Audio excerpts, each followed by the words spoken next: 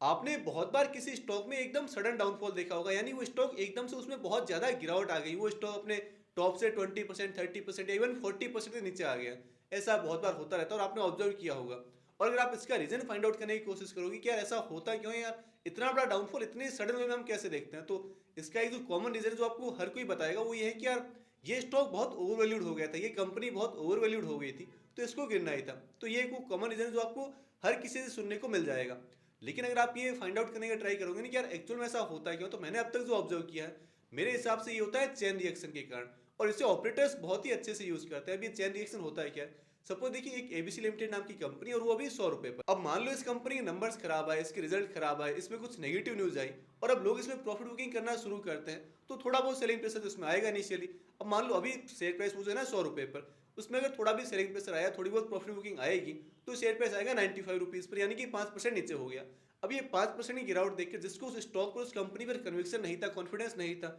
उसे भी थोड़ा डर लगने लगेगा। या जिसने बस स्विंग ट्रेड्स के लिए जो ट्रेडिंग करता है, उसने अगर वो स्टॉक खरीद रखा होगा, तो उसके स्टॉप लॉस वगैरह हिट होंगे। तो यहाँ से थोड़ा एक और इमोशन ट्रिगर होगा, जो एक और नया सेलिंग ग्रुप इसमें ऐड होगा, जो 100 रुपीज पे जिन्होंने सेल नहीं किया, लेकिन क्योंकि शेयर प्राइस में गिरावट आ गई, शेयर प्राइस 5% नीचे आ गया है, तो डर के मारे अपना स्टॉप लॉस हिट करवा कर एक और बड़ा सेलिंग ग्रुप उसमें ऐड हो जाएगा। अब क्योंकि और सेलिंग प्रेशर बढ़ेगा, तो 95 से 90 रुपीज, 80 रुपीज, जैसे जैसे शेयर प्राइस नीचे आता जाएगा, कुछ और नंबर ऑफ जो सेलर्स हैं वो उसमें बढ़ते जाएंगे, यानी कि सेलिंग वाला ग्रुप काफी बड़ा होता जाएगा। तो उनकी उनकी तरफ से और सेलिंग प्रेशर आएगा, उनकी तरफ से और प्रॉफिट बुकिंग आएगी, और उसे देखकर और भी लोग फिर अपने शेयर सेल करेंगे, यानी वो डर के मारे एक पूरा चैन बन जाता है कि यार सबसे पहले तो इनिशियली किसी ने सेल किया। अब उनका चाहे जो भी रीजन रहा हो, भाई कंपनी का बिजनेस अच्छा नहीं था, या ऑपरेटर्स को अब प्रॉफिट बुकिंग करनी थी, या जो भी था, वहां से उन्होंने सेलिंग स्टार्ट की, एक प्रॉफिट बुकिंग आया। अब क्योंकि उस प्रॉफिट बुकिंग की वजह से शेयर प्राइस थोड़ी नीचे आई, तो वहां से एक और सेलिंग ग्रुप उसमें ऐड हुआ, जिन्होंने अपने शेयर सेल किए, उनकी सेलिंग प्रेशर को देखकर शेयर प्राइस और नीचे आया, वहां से फिर और लोगों ने अपने शेयर सेल किए।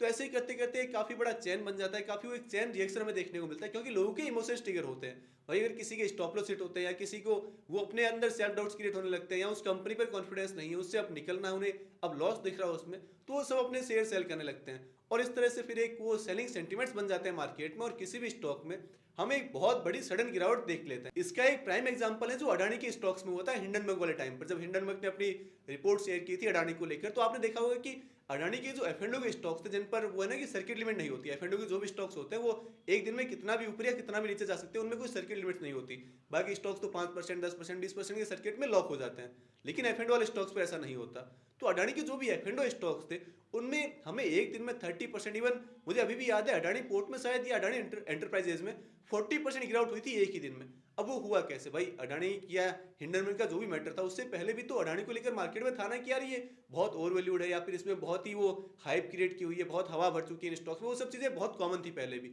लेकिन क्योंकि वहां से वो इमोशनल ट्रिगर हुआ लोगों का, वो रिपोर्ट जैसे ही बाहर आई, कुछ लोगों ने अपने शेयर सेल किए, और फिर वो सेलिंग सेंटिमेंट्स इतने बढ़ गए, धीरे धीरे वो नेगेटिविटी इतनी फैल गई कि हर किसी को बस एग्जिट ही करना उस स्टॉक से। तो वही है ना कि सेलिंग ग्रुप उनका बड़ा होता गया, और जैसे जैसे वो चेन रिएक्शन बनता गया, लोग और डरते गए और शेयर सेल करते रहे, और स्टॉक प्राइस में हमें एक ही दिन में 40% की गिरावट देखने को मिली। तो जो भी वो स्टॉक्स में सडन गिरावट हमें देखने को मिलती है, जो भी एकदम सडन डाउनफॉल हमें देखने को मिलता है, वो मेनली इसी रीजन के कारण होता है, और वो है चेन रिएक्शन। लोगों को अपने ऊपर कॉन्फिडेंस नहीं होता, या उस कंपनी पर कॉन्फिडेंस नहीं होता, या कंपनी में वाकई में कोई बहुत बड़े नेगेटिव न्यूज है और सबने अपनी प्रॉफिट बुकिंग स्टार्ट कर दी है, सबको उससे एग्जिट लेना है, तो ऑब्वियस है कि वो एक पूरी चैन क्रिएट होगी, और उस पर सेलिंग प्रेशर बढ़ता जाएगा, और स्टॉक प्राइस नीचे से और नीचे से और नीचे चलता ही चला जाएगा। अब इसमें आप ये कर सकते हैं कि अगर आपको किसी कंपनी ने, किसी स्टॉक ने सेलिंग का रीजन दे दिया, अगर आपको ये एग्जैक्ट रीजन मिल गया है कि यार क्यों मुझे ये स्टॉक सेल करना है, तो फिर आपको लंबा वेट नहीं करना। ये नहीं कि यार मैं भी होल्ड कर लेता हूँ, क्या पता ये हो जाए वो हो जाए। आपको इमीडिएटली सेलिंग की अपॉर्चुनिटी ही ढूंढनी है, क्योंकि अगर आप वेट करोगे और आपका वो रीजन एकदम सही है, आपका एनालिसिस एकदम सही था,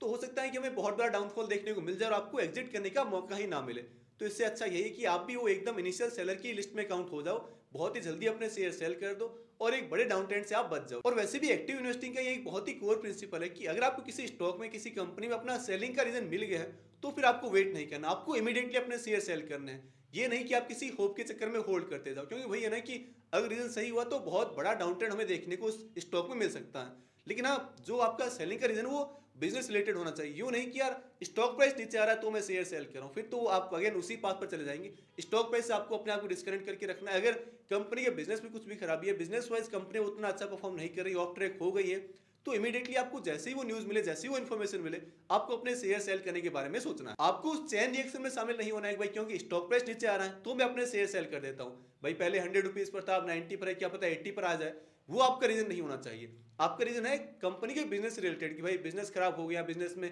ग्रोथ चली गई, या फिर मैनेजमेंट ने ऐसा कुछ कह दिया है कि कंपनी आगे अच्छा नहीं कर सकती। अगर आपके पास उनमें से कुछ भी रीजन है या कोई भी एक एग्जैक्ट रीजन आपको मिल गया, तो इमीडिएटली आपको अपने शेयर सेल करने हैं और अपने लिए एक नई इन्वेस्टमेंट अपॉर्चुनिटी ढूंढ लेनी है।